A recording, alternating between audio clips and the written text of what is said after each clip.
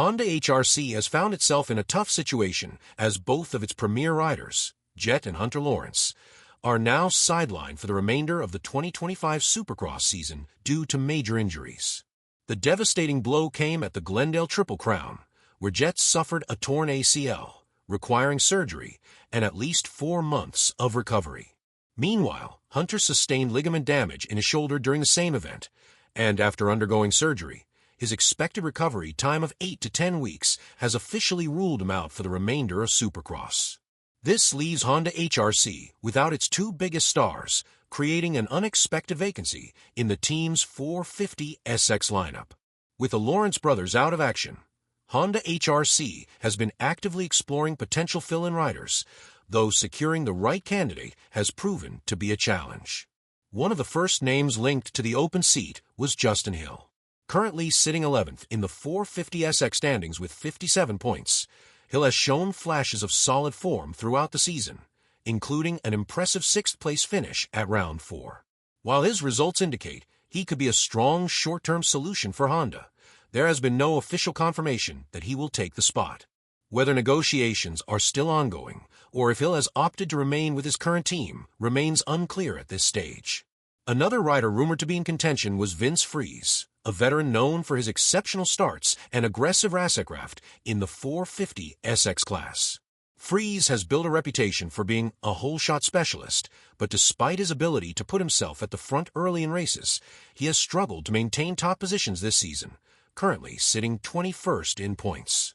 His most notable recent success came last year in the World Supercross Championship, where he shocked many by taking a win over elite competitors like Ken Roczen and Eli Tomac, proving that he has the speed when things align.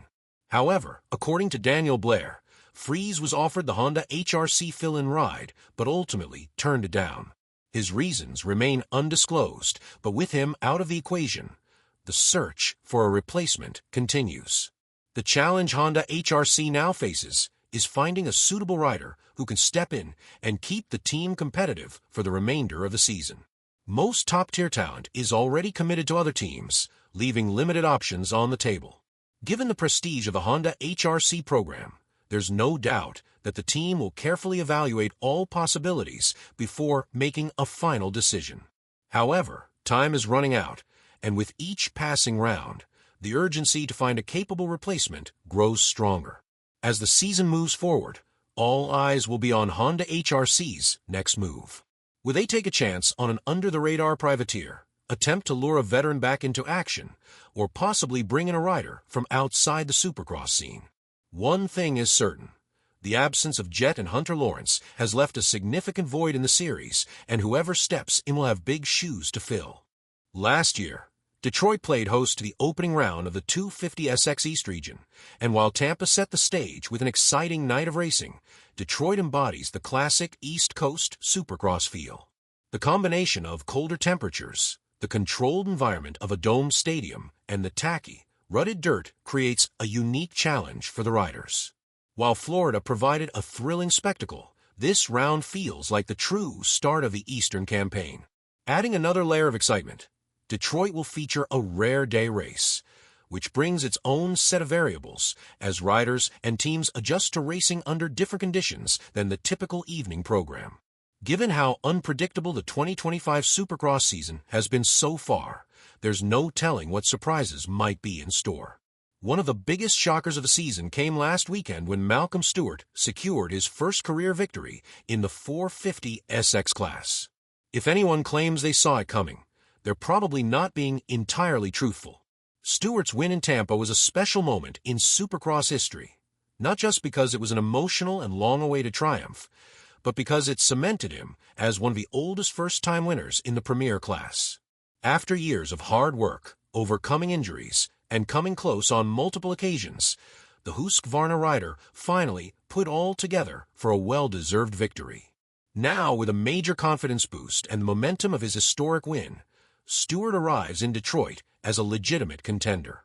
The question is, can he keep the magic alive and insert himself into the title fight? Winning one main event is impressive, but following it up with another podium or victory would prove that he's here to stay. Cooper Webb is another rider with a lot at stake this weekend. The KTM rider has been quietly building momentum, and after finishing second on the podium in Tampa, he sits just 5 points behind Chase Sexton in the overall standings. Webb is known for his ability to maximize points and capitalize on his rivals' mistakes, and with Sexton dealing with a crash-filled season, the door is open for Webb to take advantage. However, his history in Detroit is a bit of a mixed bag. While he has 2 second-place finishes at this venue, his average result in 5 career starts here is 8th, which is uncharacteristic for a rider of his caliber. If Webb can continue his current form and avoid trouble early in the race, he could leave Detroit even closer to the red plate. Meanwhile, Jason Anderson has quietly been one of the most consistent riders of the season. The Kawasaki veteran secured his 3rd podium finish of the year in Tampa, and what's particularly interesting is that the last time he started season this well was in 2018, the year he won his 450 SX championship. While he hasn't had the raw speed to battle for race wins just yet, Anderson's consistency is keeping him in the conversation, and if he can take another step forward this weekend, he could be a serious threat for victory. One of the most exciting factors surrounding Anderson is his ongoing rivalry with the Lawrence brothers. Although Jet is sidelined due to injury, Anderson's aggressive battles with both Jet and Hunter have added an extra layer of drama to the season. If he can continue building momentum, he might just find himself back on the top step of the podium sooner rather than later. The track layout for Detroit presents a few unique challenges. The start is noticeably longer than what we've seen in recent rounds, which could play a crucial role in determining the outcome of the race. The first turn is a right-hand corner, which always adds an element of unpredictability, but unlike a tight hairpin, this corner is a bit more open, potentially reducing the risk of first-turn chaos. Riders will need to be precise through the opening rhythm section, as the step-on, step-off section that follows will be critical for carrying momentum into the rest of the lap. Whether they opt for a wheel tap or a more direct 1-2 combination out of the first turn, the key will be executing cleanly and setting themselves up for the technical sections ahead. In the 250SX class, Max Anstey holds a red plate after an impressive victory in Tampa. The British rider has been steadily improving and has now positioned himself as a serious title contender. However, his past performances in Detroit have been inconsistent. Last year he finished second at this venue, proving he could be competitive here, but in 2023, he struggled and finished last. If he can replicate last season's success rather than his previous difficulties, he has a great opportunity to extend his points lead and solidify himself as the rider to beat in the East. One rider who continues to impress despite battling through adversity is Cameron McAdoo.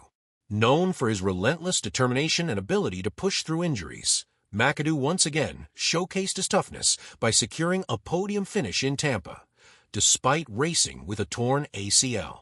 His grit and resilience have made him one of the most respected riders in the 250SX class, and his latest podium marked the 23rd of his career. With another strong result in Detroit, McAdoo could move up to 4th place on the all-time podium list for the class, further cementing his legacy as one of the most consistent riders in 250SX history. As the championship battles heat up, Detroit has all the ingredients for another thrilling round of racing. Will Malcolm Stewart prove that his Tampa victory was no fluke and fight for another win? Can Cooper Webb or Jason Anderson step up and take control of the 450SX title race? And in the 250SX division, will Max Anstey hold onto his points lead, or will Cameron McAdoo's relentless determination propel him further up the standings? One thing is certain. Supercross 2025 continues to be one of the most unpredictable and exciting seasons in recent memory, and Detroit is poised to deliver yet another unforgettable chapter.